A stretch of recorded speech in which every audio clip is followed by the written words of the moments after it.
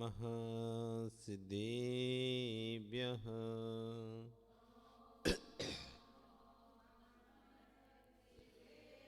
ॐ नमः सिद्धेभ्यः।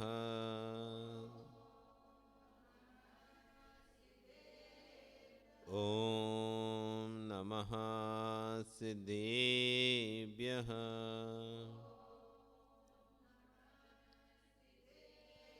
तिर्यणे खग्गिणाए रुत्तारी मोय सैर सिर निबिहो आयरी राउ पसियो परवादीण्यु भव्य जी लोए। नमो अरिहंताणं नमो सिद्धाणं नमो आयरीयाणं नमो वज्रायाणं नमो लोए सभ्यसाहुणं। बोलिए अनंतानंद से परमेष्टि भगवान की, आदिब्रह्म आदिनाथ भगवान की, वर्तमान शासन महावीर भगवान की, आचार्य गुरु कुंद कुंद स्वामी महाराज की, आचार्य विश्व सागर जी महाराज की, अहिंसा में विश्व धर्म की।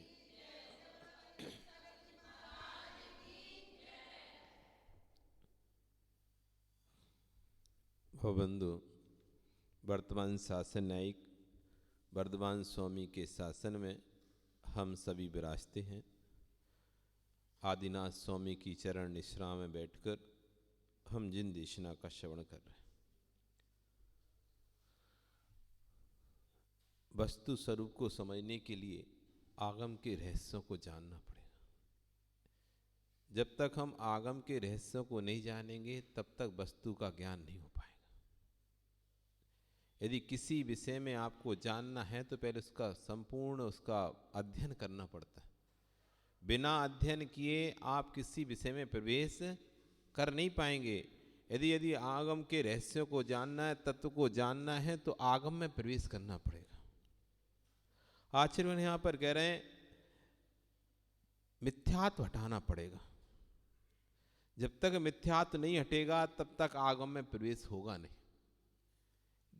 द्वार है, मिथ्यात्व द्वार है जो बंद है, इसके बाद आगम है।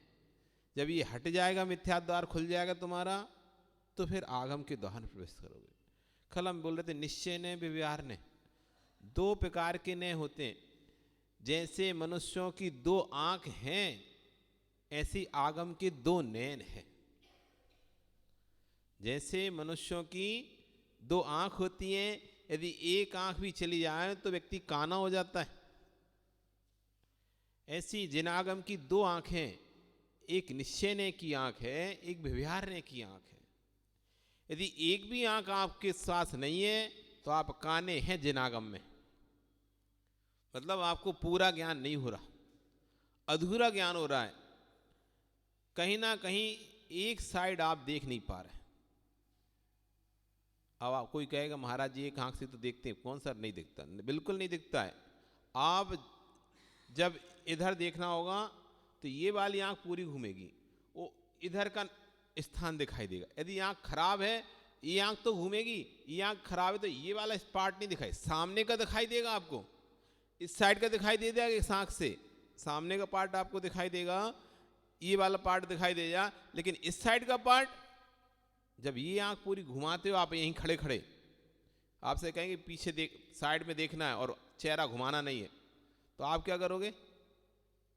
आंख घुमाओगे ऐसे, आंख की पुतलियां, चेहरा नहीं घुमाओगे, क्या बोलोगे? आंख की पुतलियां। वो आंख की पुतली आपके साइड का, इधर कंधे के हिस्से को देखेगी, तो जो जिस इधर की पुतली वो इधर का हिस्सा देखेगी, ये वाली नहीं देख पाएगी आंख का हिस्सा। आप आंख बंद करके सोचो कि हम इसका हिस्सा देख लें, नहीं देख पाओ, कितना ही कोशिश कर लो, ये वाला हिस्सा आपको नहीं दिखेगा। ये वाला हिस्सा आपको इसी आंख से दिखेगा और ये वाला हिस्सा इसी आंख से दिखेगा। घूम के देखना है तो बात अलग, फिर तो वो सीधा हो गया ना, सीधी नजर आ गई, सीधी दृष्टि हो गई।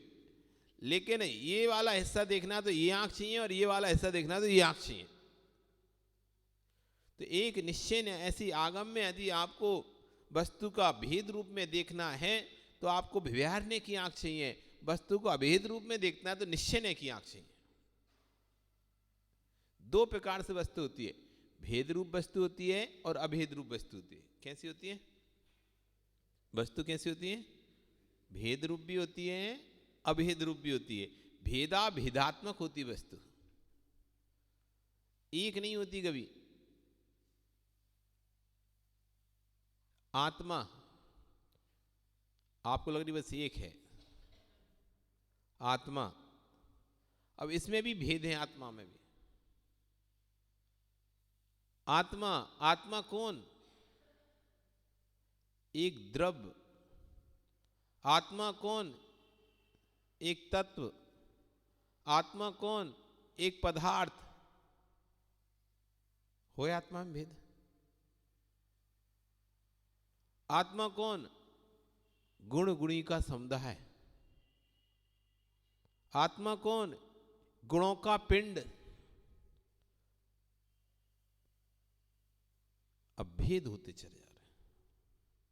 आत्मा कौन? अनेक प्रकार से जहां भेद चल रहे हैं, ये सब व्यवहार नहीं हो रहा है। जहां एक है बस आत्मा, कोई भेद नहीं है, वो निश्चय है।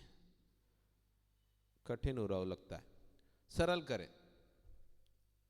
जहां पर एक को ग्रहण करते हैं वो होता है निश्चय, और जहां पर दो को ग्रहण करते हैं वो होता है व्यवहार।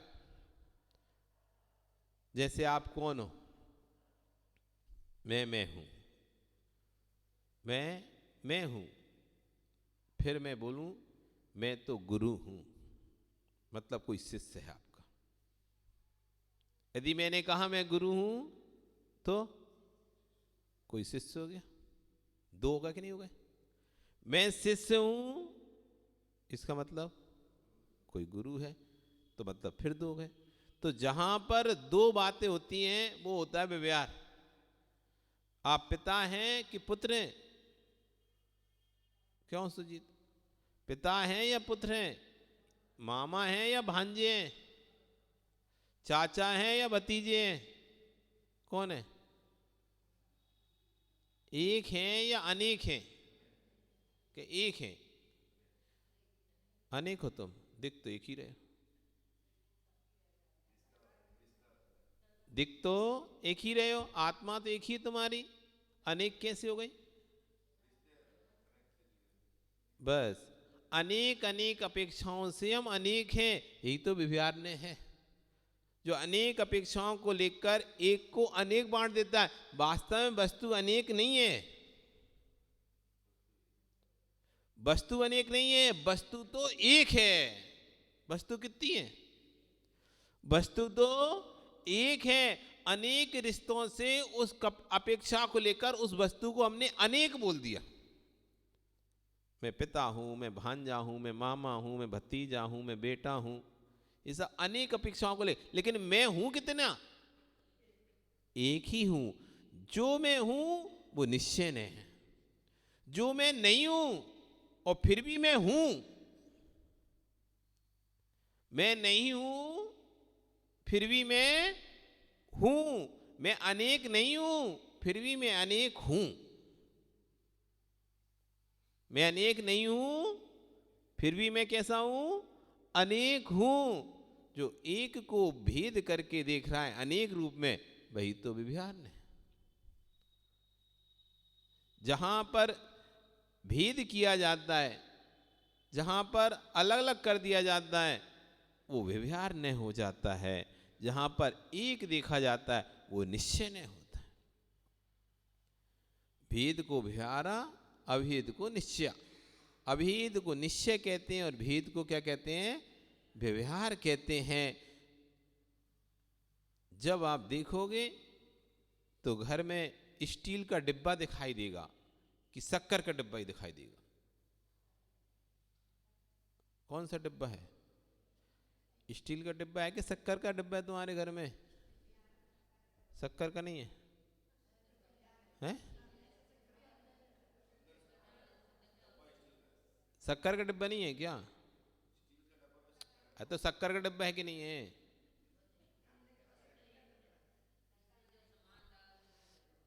वो जो ना शक्कर डाल दी तो, घी डाल दी तो, नमक डाल दिया तो, है कि नहीं है। लेकिन डिब्बा नमक का है क्या? स्टील का ही है। लेकिन स्टील का डिब्बा होने पर भी जो वस्तु उसके अंदर डाल दी जाती है हम उसका वैसा व्यवहार करने लगते हैं। शक्कर का डिब्बा उठा लाओ, चाय पत्ती का डिब्बा उठा लाओ, नमक का डिब्बा उठा लाओ, घी का उठा लाओ, तेल का डिब्बा उठा लाओ, सब अलग अलग, दाल का डिब्बा उठा लाओ, चावल का डिब्बा उठा लाओ, कितना प्रकार के डिब्बे होते हैं। जबकि डिब्बा तो एक ही होता है स्टील का, लेकिन फिर भी कितने भेद हो गए इन डिब्बों के। दाल का डिब्बा अलग है, चावल का डिब्बा अलग है, स्टील का डिब्बा अलग है, खाली डिब्बा अलग है, भरा डिब्बा अलग है, चाय पत्ती का अलग है, शक्कर का अलग है, तेल का अलग है, घी का अलग है, मसाले का अलग है। लेकिन वास्तव में डिब्बा किसी का ही नहीं है। डिब्बा तो धातु का है, डिब्बा तो प्लास्टिक का है। लेकिन जो सामग्री रख दी जाती है वैसा व्यवहार करते हैं। जो नहीं है फिर भी उसको वैसा कह रहे हैं। क्यों? क्योंकि उसमें वैसी सामग्री रखी हुई है, इसलिए उसका व्यवहार वैसा चल रहा। यही व्यवहार है जो असत्य को भी सत्य स्वीकारता है,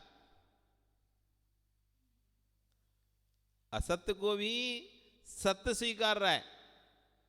ये सत्य है कि स्टील का वो तेल का डिब्बा या घी का डिब्बा सत्य नहीं है ना, फिर भी सत्य है। सत्य नहीं होकर भी असत्य को भी यहां सत्य स्वीकारा जा रहा है। यही तो व्यवहार ने। सत्य तो यही कहेगा मां नहीं, स्टील का डिब्बा घी का डिब्बा होता ही नहीं है, डिब्बा तो सिर्फ स्टील का होता है। निश्चय ने स्वीकार नहीं करेगा घी का डिब्बा, लेकिन व्यवहार ने स्वीकार करेगा घी का डिब्बा भी होता है। यदि घी का डिब्बा नहीं होता तो फिर लोग में घी का डिब्बा उठाने के जब लेने के लिए बोलते हैं तो क्यों वही वाला डिब्बा लाते हैं जिसमें घी भरा हुआ होता है।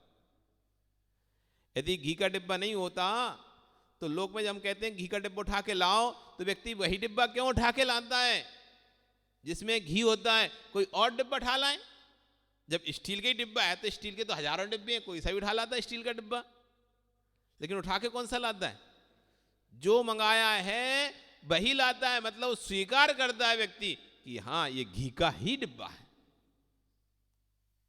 तो इसलिए असत्य भी जहां पर सत्य है वही तो व्यवहार ने।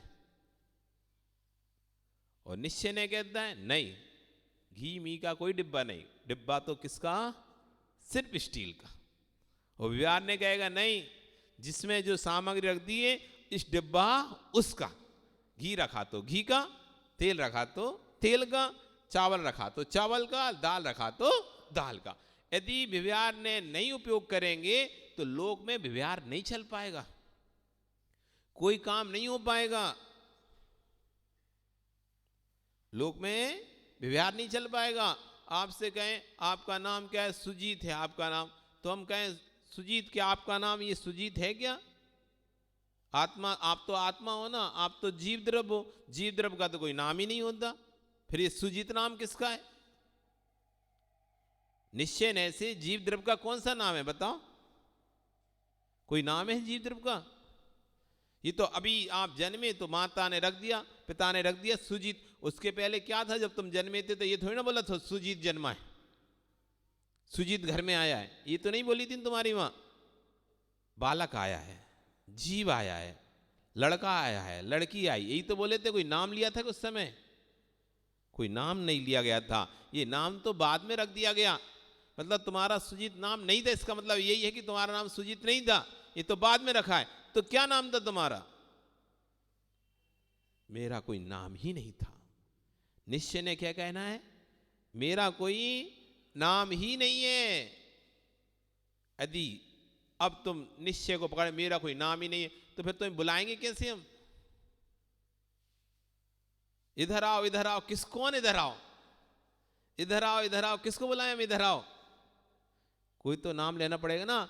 लोग व्यवहार चलाने के लिए कोई तो नाम रखना पड़ेगा ना। नहीं नाम रखेंगे तो कैसे लेन देन होगा, व्यवहार होगा, बुलाना लाना ले जाना कैसे होगा? इसलिए व्यवहार जरूरी है, लेकिन व्यवहार के साथ साथ निश्चय का ज्ञान होना जरूरी है। मैं इतना नाम में नहीं खो जाऊं, इतना नाम में नहीं खो जाऊं कि कोई ने मेरा नाम नहीं लिया तो मैं ऐसा जैसे कि अरे मेरा नाम ही नहीं था। उस समय निश्चय को बोध करो।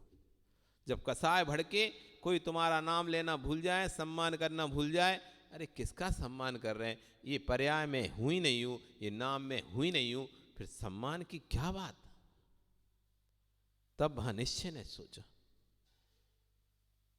कि जिस नाम के लिए हम लड़ रहे हैं, मर रहे हैं, ये नाम किसी के रहे नहीं है, ये जीव का कोई नाम नहीं है। आज इस पर्याय में है सो ये नाम है, कल यहां से चला जाएगा तो ना ये देखने वाला आने वाला, ना कोई देखने आने वाला कि कहां नाम लिखा है तुम्हारा। अब वहां निश्चय ने लगाना पड़ेगा। जब जब कसाय के उद्वेग बढ़ते हैं तब निश्चय ने को सामने लाया जाता है। जब जब कसाय का उद्वेग बढ़ता है, अरे मैं, अरे तुम कौन मैं? इस संपत्ति, धन, दौलत इस जीव का स्वभाव नहीं है, एक समय का संयोग है, खत्म हो जाएगा कुछ समय बाद, 50 साल बाद, 60 साल बाद, 70 साल, 80 साल बाद ना नाम रहेगा ना संपत्ति रहेगी। किसके साथ रहने वाली है? सबके साथ नष्ट होने वाली है। आज किसी की, आज किसी की कल, किसी की परसों, हर दिन किसी ना किसी की संपत्ति नष्ट होने वाली है और खुद भी नष्ट होने वाला है। इसलिए दोनों नेयों को जो देखेगा वो दुखी नहीं होगा। दोनों नेयों को जो देखेगा दुखी नहीं होगा। कोई अच्छा बोलेगा तो ज्यादा खुश नहीं होगा, कोई नहीं बोलेगा तो दुखी नहीं होगा। दुखी और सुखी वही होगा जो दोनों नेयों में उलझेगा, एक नय से देखेगा और जो दोनों नय से देखेगा साम्य भाव रखेगा, साम्य भाव रखेगा। एक देख रहा है सोने की चूड़ी बन गई, खुश हो रहा है, एक को अंगूठी बन गई सो खुश हो रहा है, दूसरा कह रहा ठीक है सोना है दोनों ही, चाहे अंगूठी के रूप में हो चाहे चूड़ी के रूप में, क्या जा रहा है, सोना ही है। तो वस्तु वही है, चाहे स्टील का हो चाहे डिब्बा का हो घी का, लेकिन वस्तु तो जो है सो वही है, कहने से ना तो बनने वाली और ना बिगड़ने वाली।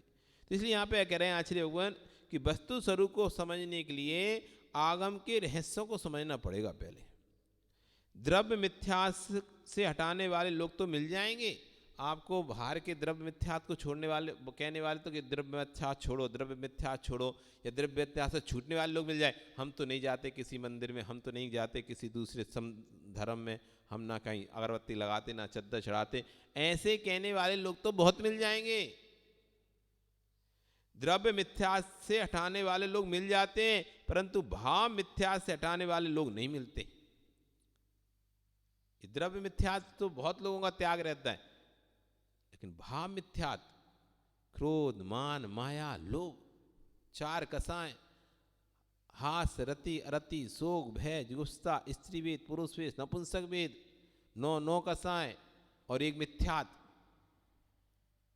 ये अंतरंग में 14 भाव मिथ्यात है। ये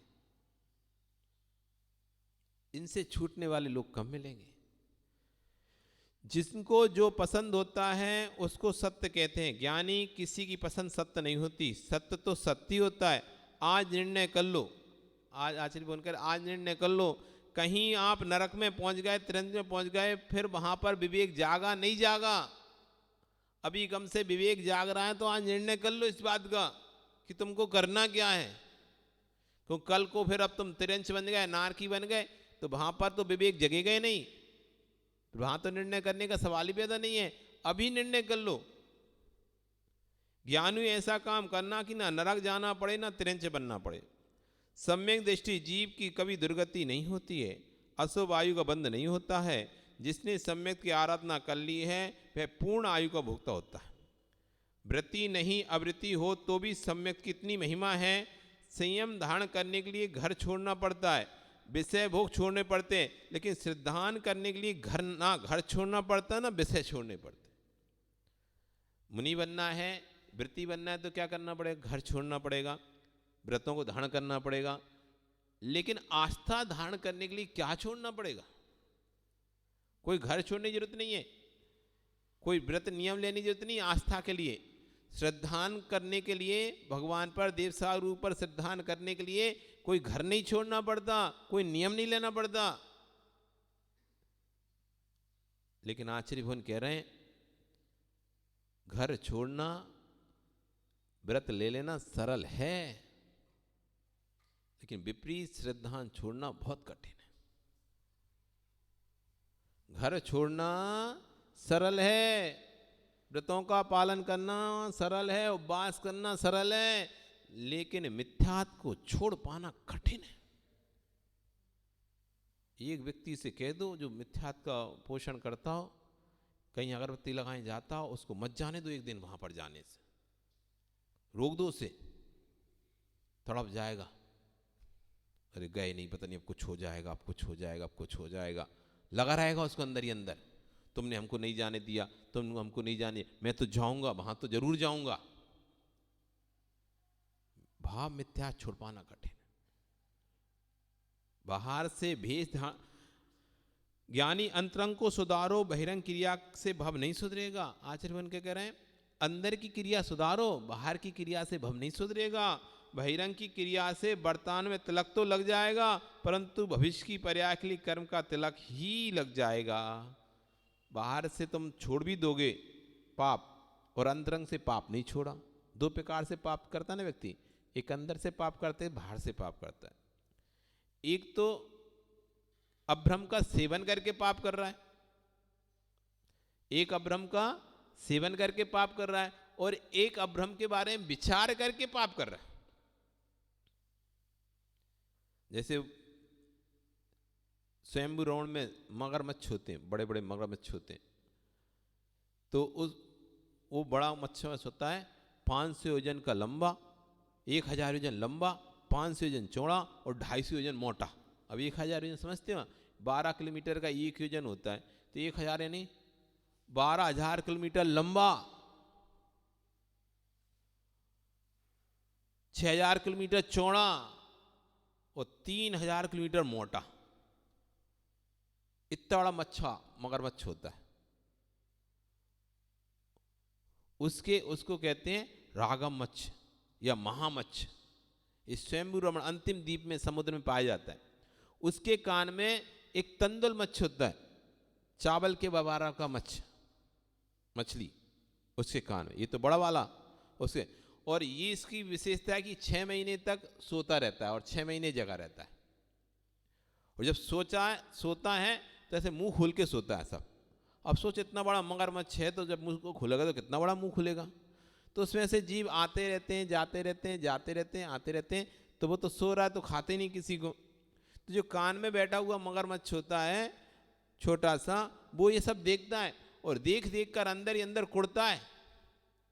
मैं होता तो किसी एक को नहीं छोड़ता, सबको खा जाता है। ये कैसा मगरमच्छ है, किसी को खा ही नहीं रहा। वो 6 महीने खाता है और 6 महीने सोता है, और 6 महीने खाने से वो 7वें नरक में जाता है।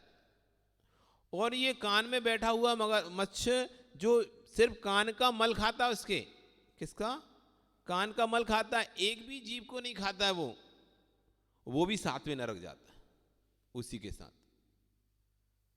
एक खाकर नरक गया, एक ये सोच सोचकर ये खा नहीं रहा। मैं होता तो किसी को नहीं छोड़ता, मन में यही सोचता रहता है, उससे वो 7वें नरक जाता है।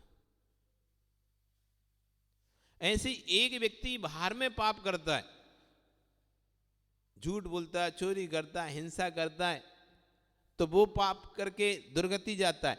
एक व्यक्ति पाप नहीं कर पा रहा क्योंकि भेष बना लिया धर्म का, अब पाप कर नहीं सकता, अंदर ही अंदर वो सोचता रहता है, अंदर सोचता रहता है पाप के विषय में। तो ऐसा व्यक्ति बाहर का भेष होने पर भी अंदर के पाप से दुर्गति में जाता है। वो बाहर का भेष कल्याण नहीं करा सकता। बाहर का भेष तो आपको बाहर में तिलक लगा देगा, अरे बहुत धर्मात्मा, ऐसा करके लोग तो तिलक लगा देंगे, लेकिन अंदर का तिलक नहीं लग पाएगा। अंदर तो कर्मों का ही तिलक लगेगा, दुर्गति का तिलक लगेगा, सुगति का तिलक नहीं लगने वाला। बाहर के तिलक तो लग जाएंगे, गले में माला पड़ जाएंगी, मायाचार्य की साधना कर भी ली इस जीव ने तो बाहर के तिलक लग जाएंगे, गले में मालाएं पड़ जाएंगी, पूजा हो जाएगी, लेकिन कर्म का तिलक धुलने वाला नहीं है जब तक अंतरंग साधना नहीं है। अंतरंग में जब तक साधन नहीं है, बाहर की साधना से कोई फायदा नहीं है।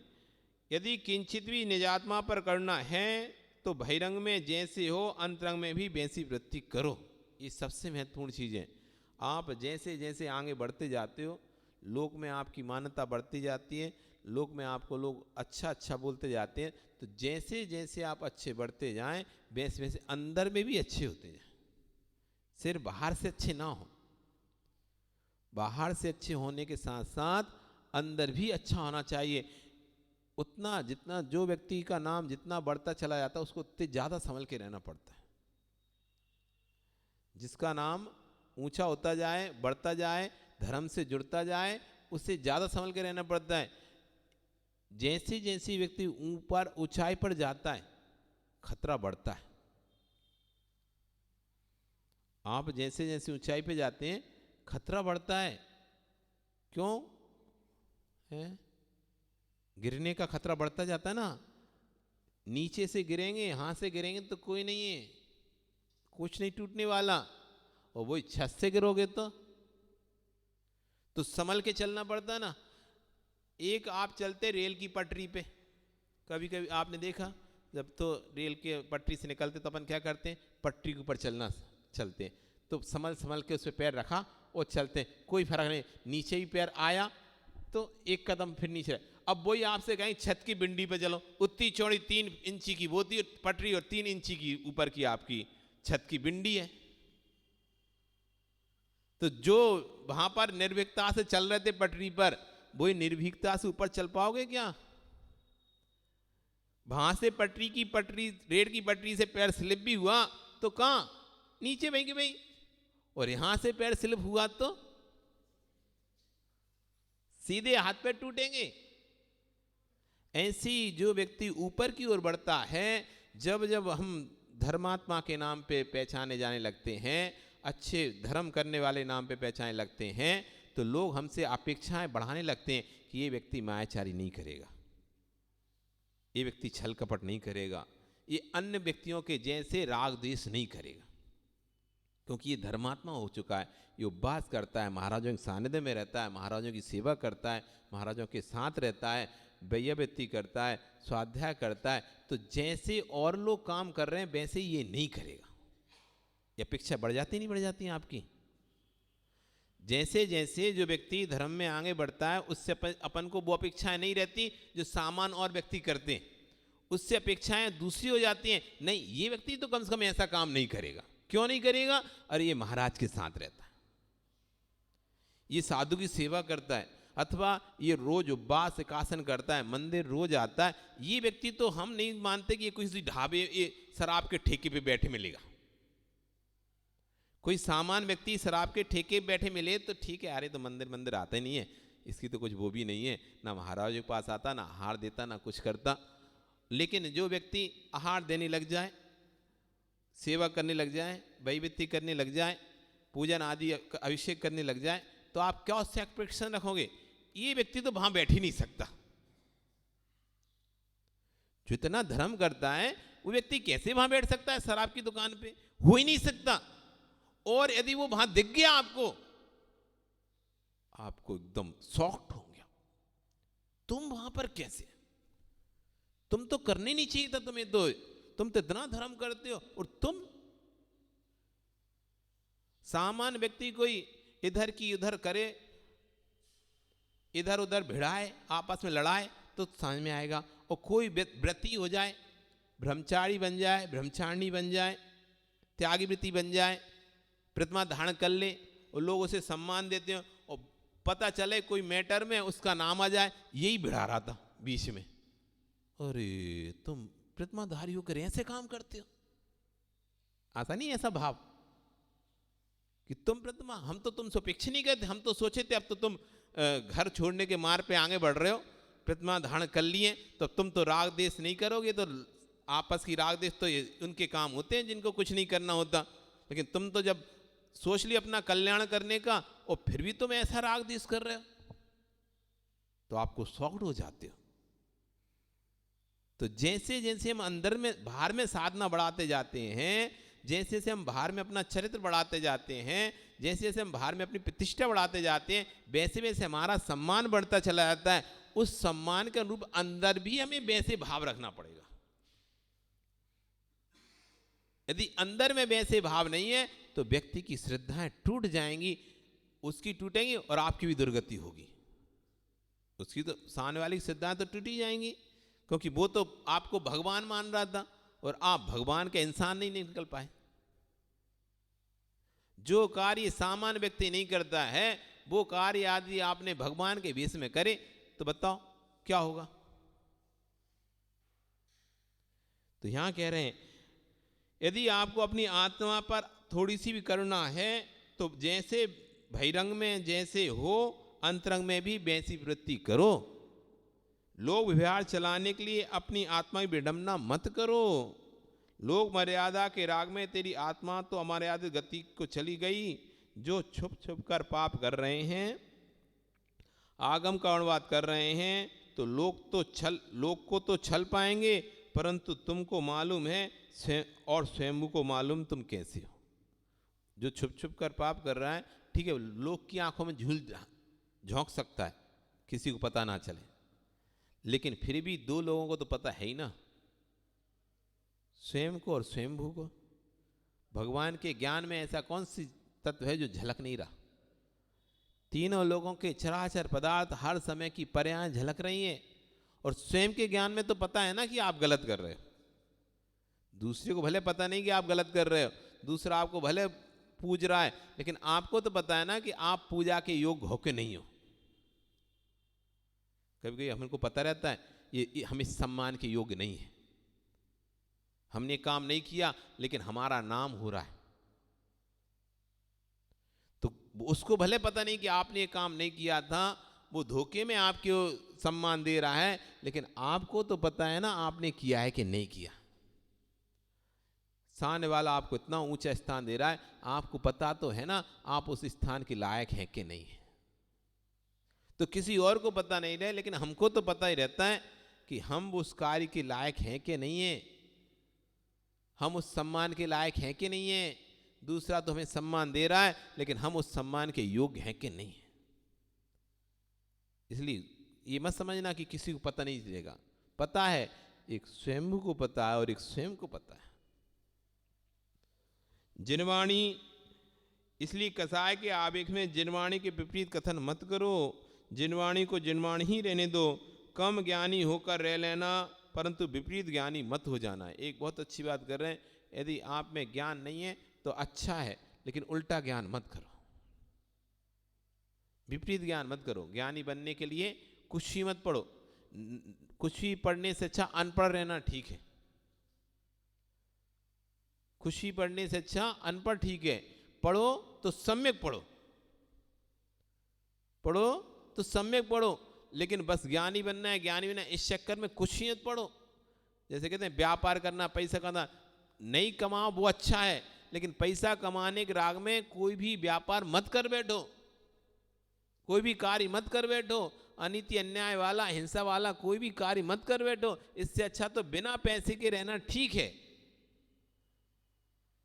लेकिन पैसे के राग में ऐसे कार्य मत करो जिसमें अधिक हिंसा होती हो, लोगों का जीवों को घात करना पड़ता हो। अब एक व्यक्ति बता रहा था, उसने ट्रांसपोर्ट का काम किया। अब ट्रांसपोर्ट के काम में अब जो बॉर्डर पार कराए जाते हैं, तो जानवरों को बॉर्डर पार कराया जाता है मारने कसाईयों के लिए, तो ट्रकों में भर के लेके जाते हैं, तो उसमें ज़्यादा पैसा मिलता है। तो ज़्यादा पैसा मिलता है, तो एक बार किसी ने उसको व्यक्ति को बताया, वो बताया तो एक बार मैंने ट्रक में वो भर लिए, गाय भर ली, भैंस भर लिए, ले तो गया मैं उधर, लेकिन जब बेच उसके बाद मुझे लगा कि पैसे भले मुझे ज़्यादा मिले हैं, लेकिन मैंने अच्छा काम नहीं किया है, अच्छा नहीं किया है। किसी को कसाई के हाथ में सौंपना, भले कोई और सौंप दे चलेगा, लेकिन मैं अपने हाथ से स्वयं जैन होकर ट्रांसपोर्ट का काम है, इसका मतलब ये नहीं है कि हमें ट्रांसपोर्ट का काम है तो उसको पैसा लेने के लिए हम कुछ भी करें। फिर उसने अपने कान हाथ जोड़ लिए, आज के बाद मैं कभी भी पशुओं को ट्रांसपोर्ट नहीं करूंगा, चाहे लाखों रुपए भी कोई मुझे दे। पैसा कमाऊंगा लेकिन ऐसा पैसा नहीं कमाऊंगा जिसमें जीवों की हिंसा होगी। तो ऐसे कह रहे हैं, ज्ञान तो अर्जन करना, लेकिन सम्यक ज्ञान अर्जन करना। ज्ञान के राग में आकर मिथ्या ज्ञान को मत अर्जन कर लेना। उससे अच्छा तो कम ज्ञानी रहना ठीक है। अल्प ज्ञानी यदि निर्मोही है तो मोक्ष जा सकता है, बहुत ज्ञानी यदि मोही है तो नियम में संसार में ही पड़ेगा। आपके पास ज्ञान भले कम है, लेकिन जितना भी ज्ञान है वो सम्यक है, व्यवस्थित ज्ञान है, तो नियम से आप मोक्ष चले जाओगे। और बहुत ज्ञान है लेकिन व्यवस्थित नहीं है तो आप मोक्ष नहीं जा पाओगे। घर में सामान बहुत सारा है लेकिन व्यवस्थित नहीं है, और घर में सामान कम है लेकिन व्यवस्थित है। समझ रहे हैं? बहुत सामग्री है लेकिन व्यवस्थित नहीं है तो क्या होगा? कोई इधर पड़ी है, कोई उधर पड़ी है, किसी में कीड़े लग रहे हैं, किसी में कुछ लग रहे हैं, किसी में। अब बहुत सारा सामान मंगा के रख लिया आपने, अनाज वगैरह बना के रख लिया, लेकिन उसकी व्यवस्था कर नहीं पा रहे, तो क्या हो रहा है? पड़ा पड़ा फेंक रहा है, वेस्टेज जा रहा है, इधर हो रहा उधर। कम मंगाया था लेकिन आपने उसको व्यवस्थित धो धा के डिब्बे में भर के रख लिया, तो वो ज्यादा अच्छा कि ज्यादा मंगाकर फेंकना अच्छा? कम अच्छा। इससे तो ज्यादा लाकर फेंकने से अच्छा कि कम से कम जितना है उतना सुरक्षित तो रहेगा हमारा। बड़े ज्ञानियों की उपाधि से मंडित होकर दुर्भाजक मत बन जाना। तुम दूसरों की उपाधि डिग्री देखकर पागल मत बन जाना। आचार्य यहां कह रहे हैं, पहले के लोग भले पढ़े लिखे कम होते थे लेकिन ज्ञानी ज्यादा होते थे। पुराने लोग, आज के लोग पढ़े लिखे ज्यादा होते हैं लेकिन ज्ञानी कम होते हैं। डिग्रियां ज्यादा होती हैं, कोई के पास सीए की डिग्री है तो कोई के पास एम टेक है, कोई बी टेक है, कोई इंजीनियर है, कोई कुछ है, कोई कुछ है, लेकिन ज्ञान कम है उनके अंदर। डिग्रियां बहुत हैं लेकिन ज्ञान कम है। पहले के लोग दूसरी पास, तीसरी पास, चौथी पास होते थे लेकिन ज्ञान इतना होता था, बड़ा बड़ा व्यापार करते थे। इसलिए डिग्रियों से ज्ञान का संबंध नहीं कि कोई के पास ज्यादा डिग्री तो ज्यादा ज्ञानी होगा। ज्यादा डिग्री वाला मूर्ख देखा जाता है, और बिना पढ़ा लिखा व्यक्ति एम्पायर खड़ा कर देखा जाता है। पढ़े लिखे व्यक्ति नहीं खड़े कर पाते अपना व्यापार। आज जो आपके बुजुर्गों ने जो पैसा धन इकट्ठा किया, अपनी जमीन आदि इकट्ठा किए, उनकी पढ़ाई देख लो तुम कितनी होगी। और आज का पढ़ा लिखा व्यक्ति एक मकान खरीद ले वो ही बहुत है, उसमें बहुत सोच समझ के दिमाग लगाना पड़ता है उसे। पढ़े लिखे हो तो पढ़ा लिखा होने से व्यक्ति ज्ञानी का कोई पहचान नहीं है। पढ़े लिखे अधिक डिग्री होने से कोई ज्ञानी की पहचान नहीं है। इसमें ठग नहीं जाना। इसी बात को कह रहे हैं आचार्य भगवान, बहुत डिग्रियों से युक्त होना कोई ज्ञान की पहचान नहीं है, अनुभव ही ज्ञान की पहचान है। जिसको अनुभव है वो सच्चा ज्ञानी। डिग्रियां नहीं है कोई काम की। डिग्रियां तो एक तरह से थ्योरी हैं, लेकिन प्रैक्टिकल जो है वो ही सच्चा ज्ञान है। चौके में खाना बनाना और यूट्यूब पे खाना बनते हुए देखना, अंतर समझ रहे? चौके में स्वयं उतरकर किचन में खाना बनाना और यूट्यूब पे रेसिपी देखना कि ऐसे ऐसे बनती है, कितना अंतर है। ज्ञान तो पूरा हो जाएगा। अरे इसके बाद उसमें बोल रहे थे ये रखना, कढ़ाई रखना, तेल डालना, गैस जलाना, ये डालना, जीरा डालना, ये डालना, वो डालना, सब डाल के बनाना। तो तुम ज्ञान तो पूरा था, लेकिन जैसे ही किचन में उतरे तो पत्थर बना दिया। तो ज्ञान होना विषय अलग है और कार्य करना, अनुभव होना विषय अलग है। सभी मां एक सी रोटी नहीं बना पाती। अनुभव, उसमें भी अनुभव होता है। जिसको अनुभव है वो अच्छा बनाएगा, जिसको अनुभव नहीं है तो पता नहीं जैसा बने वैसा बना देगा। ज्ञान तो है कि आटा उसना जाता है, आटा ऐसा लगाया जाता है, लोई बनाई जाती है, बेलन पे, ये सब ज्ञान है। लेकिन बनती नहीं है। तो ज्ञान होना भिन्न विषय है, वो ज्ञान को डिग्री होना भिन्न विषय है। डिग्री को हम ज्ञान नहीं कहेंगे, अनुभव का नाम ज्ञान है। और अनुभव आता कैसे है? बार बार के अभ्यास से, बार बार के अभ्यास से, बार बार के प्रयास से अनुभव आता है। एक बार के अभ्यास से अनुभव नहीं होता। बार बार जब हम कोई काम करते हैं, बार बार जब हम कोई काम करते हैं तो हमको अनुभव हो जाता है, फिर हम देख के बता देते हैं। पहले तो हम जब नहीं समझते थे तो बार बार चावल को नहीं पका के नहीं पका, उठा के देखते, पका के नहीं पका, पका के नहीं पका, फिर पका के नहीं, फिर दबा दबा के देख रहे हैं, फिर निकाले दबा दबा दे, चावल पका नहीं, दाल पकी कि नहीं है, देखते थे ना। लेकिन पकाते पकाते अब अनुभव हो गया, उसकी खुशबू से पता चल जाता है पक गया कि नहीं पक गया। दूसरा उठा के देखेगा, तुम ऐसी बता दो कि नहीं हो गया ये, अब आपको अनुभव हो गया। जैसी आपने 3 सीटी ली, इतना पानी डालना है, 1 कटोरी चावल में 3 कटोरी पानी डाल दो, 1 गिलास पानी डाल दो, 3 सीटी लो, पक्के में पकेगा। नहीं पकता, पक जाता है ना।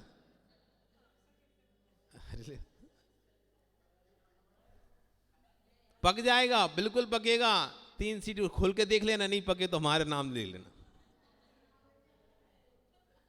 पकेगा। अनुभव है तो, नहीं है तो पता नहीं, वो डालेगा फिर खोल, पका भी तो कुछ नहीं, फिर खोल के फिर पानी डालेगा, फिर खोलेगा, फिर पानी डालेगा, पता चला चावल ही जल गया पूरा, पका मका तो नहीं, जल गया पूरा। तो अनुभव, व्यक्ति उसमें डिग्री काम नहीं करती, अनुभव काम करेगा। तो जैसे डिग्रियां तो एक सामान रहती हैं, लेकिन अनुभव विशेष ज्ञान होता है। अनुभव आता है बार बार के स्वाध्याय से, बार बार के चिंतन से, बार बार के मनन से। किसी विषय में, चाहे आगम के विषय में बार बार हम चिंतन मनन करेंगे तो हमारा अनुभव बढ़ेगा। सांसारिक कार्यों में बार बार वो कार्य करेंगे तो सांसारिक कार्यों का अनुभव बढ़ेगा। तभी तो कहते हैं कि घर में बड़े बुजुर्ग रहना चाहिए। आजकल वो चलने लगा ना, हम दो हमारे दो वाला सिस्टम गया ना। तो वो लोग जो जिनके घर में बुजुर्ग नहीं है, वो लोग कभी सुखी नहीं रह पाते। क्यों? जब भी कोई समस्या आती है ना तो वो अटक जाते हैं। क्योंकि जो बुजुर्ग होता है वो समस्या को फेस कर चुका होता है, उस चीज को, वो उस उम्र से, उस पर्याय से निकल चुका है। जिस पर्याय में आज, जिस उम्र में आप हो, जिस अवस्था में आप हो, वो तुम्हारे सास ससुर उस अवस्था को गुजर चुके हैं, तुम्हारे माता पिता उस अवस्था से गुजर चुके हैं, उनको वो सब अनुभव हो चुके हैं जो तुमको अभी हो रहे हैं। तुम जहां पर उलझोगे वो उस चीज को उलझकर उसमें प्रॉफिट या लॉस लेकर वो निकल चुके हैं, इसलिए उनको अनुभव है कि ऐसी परिस्थिति आए तो क्या करना चाहिए। एक आता छोटा सा चुटकुला कहानी आती है कि एक व्यक्ति को शादी करनी थी, तो शर्त रखी गई, हम अपनी लड़की की शादी करेंगे तुम्हारे यहाँ, लेकिन तुम अपने घर से जब बारात लेके आओ तो उसमें कोई बुजुर्ग नहीं होना चाहिए। हाँ, बुजुर्ग नहीं होना चाहिए, सब यंग लोग होना चाहिए। तो ठीक है, कोई बात नहीं, स्वीकार कर लिया। हाँ ठीक है, लेकिन फिर भी घर में एक सदस्य था, बोला मैं तो जाऊंगा, बुजुर्ग। ऐसा थोड़ी ना होता है कोई बुजुर्ग ना जाए। तो नहीं, वो शादी नहीं करेंगे यदि बुजुर्ग कोई आएगा, तो हम दुखे रहेंगे गाड़ी में, तुम चिंता नहीं करो, हम निकल के नहीं आएंगे, लेकिन जाएंगे जरूर और दुल्हन को लेके आएंगे। अब वो गए वहाँ पर शादी के लिए, फेरे के लिए तैयारी हुई। उन्होंने कहा हमारी पर एक शर्त है, तब हम फेरे देंगे, तब शादी करेंगे। क्या शर्त है? कि बोलो कि ये जो नगर गांव के बाहर जो नदी है, वो उसमें दूध की नदी बहाना है तुम्हें, पानी की जगह। अब दूध की नदी कहाँ से बहाएगा कोई? नहीं तो शादी नहीं होगी। अब ये सारे लोग सिर भरना रहा है, नए नए लोग थे, उन्हें कैसे करेंगे, दूध की नदी कैसे बहाएंगे, समझ नहीं आ रहा दूध की नदी कैसे बहाएंगे। अब तो शादी नहीं हो सकती, चलो वापस। तो सब बारात लेके वापस चलने लगे।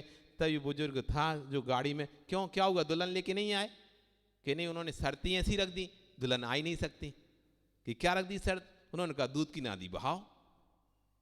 अब कहाँ से बहाना? नदी में दूध बहना चाहिए, नदी में दूध बहना चाहिए, जब तक नदी में दूध नहीं बहेगा तो हम शादी नहीं करेंगे। अब बड़ी समस्या, तो कैसे? इसलिए चलो वापस। उसके नहीं, लड़की तो अपन लेके जाएंगे, तो कैसे लेके जाएंगे, कैसे नदी दूँ? तो उसमें कान में उसके कुछ कहा, तो वो लोग वापस पहुंच गए कि ठीक है हम तैयार हैं, क्या नदी में दूध बहाने के लिए, आप लोग तैयार हैं? कि हम भी तैयार हैं देखने के लिए। तो ठीक है, एक काम करो, पहले उसका सारा पानी खाली करो, हमारा दूध तैयार है, ग्वाले तैयार हैं, भैंसे तैयार हैं, ड्रम भरे भरे रखे दूध के, बस बहाने की देर है, तुम जल्दी से नदी का पानी खाली कर के दो। खाली नदी तभी तो बहाएंगे, भरी नदी में कैसे बहाएंगे? तो आप जल्दी से पानी नदी का खाली करो, अब अभी हम दूध बहाते नदी में। तो समझ गए कि कोई ना कोई बुजुर्ग इनके साथ जरूर आया है। तो जब कभी परिस्थिति अटक जाती है ना, तो ये बुजुर्ग ही काम में आते, इसलिए घर में बुजुर्गों को आना जरूरी है, रहना चाहिए, कोई ना कोई रहना चाहिए। कभी कोई परिस्थिति आए तो उस परिस्थिति को संभालने के लिए एक व्यक्ति दमदार, वही कहलाता है। तो यहां कह रहे हैं डिग्रियां उन लोगों को डॉक्टरेट कर, आज बड़े बड़े डिग्रीधारी लोग उन पर डॉक्टरेट कर रहे हैं जो 9वीं कक्षा में पढ़े, 5वीं कक्षा में पढ़े, और आज जिनके नाम है आचार्य विद्यासागर, विश्व सार, कितनी कक्षा पढ़े? 8वीं 9वीं 10वीं बस, और आज बड़े बड़े डिग्रीधारी उन पर डॉक्टरेट कर रहे हैं। ज्ञानी डिग्रियां ज्ञान नहीं होती हैं, शुद्ध अभ्यास ज्ञान होता है। अभ्यास नहीं तो डिग्रियां क्या करेंगी? ठीक है, किसी को ठगने के लिए काम में तो आ सकती हैं, देखो हम इतने सारे डिग्रियां हैं हमारे पास, इतनी डिग्रियां हमारे पास, शादी करने, लड़के की शादी करने में काम में आ सकती हैं कि लड़का बहुत पढ़ा लिखा है या लड़की बहुत पढ़ी लिखी है, लेकिन जब काम में चौके भेजेंगे तो आते नहीं कछु बनाना, तब पता चलेगा। तो डिग्रियां कोई काम की नहीं होती, श्रुत अभ्यास, सतत निरंतर अनुभव, ये ज्ञान ही काम में आता है। और वो जो ज्ञान अभ्यास जिसके पास होगा वही सच्चे मार्ग पर तत्व का निर्णय कर पाएगा, आगम का निर्णय कर पाएगा और अपना कल्याण कर पाएगा। आपका समय हो गया, कल फिर आओगे, पर्याय रही तो और हम इस बात को और समझेंगे। बलि भगवान महावीर स्वामी की जिरवाणी स्तुति। जावाणी के ज्ञान ते सूझे लोकालोक, सोवाणी मस्तके नमो सदा देते हूँ धो। हे जिन वाणी भाव तो हे जपो दिन रेन, जो तेरा शरण सो पावे सुख चैन। देव भजो अरिहंत को, गुरु सेवो निर्ग्रंथ, दया धर्म पालो सदा। यही मोक्ष का पंथ, यही मोक्ष का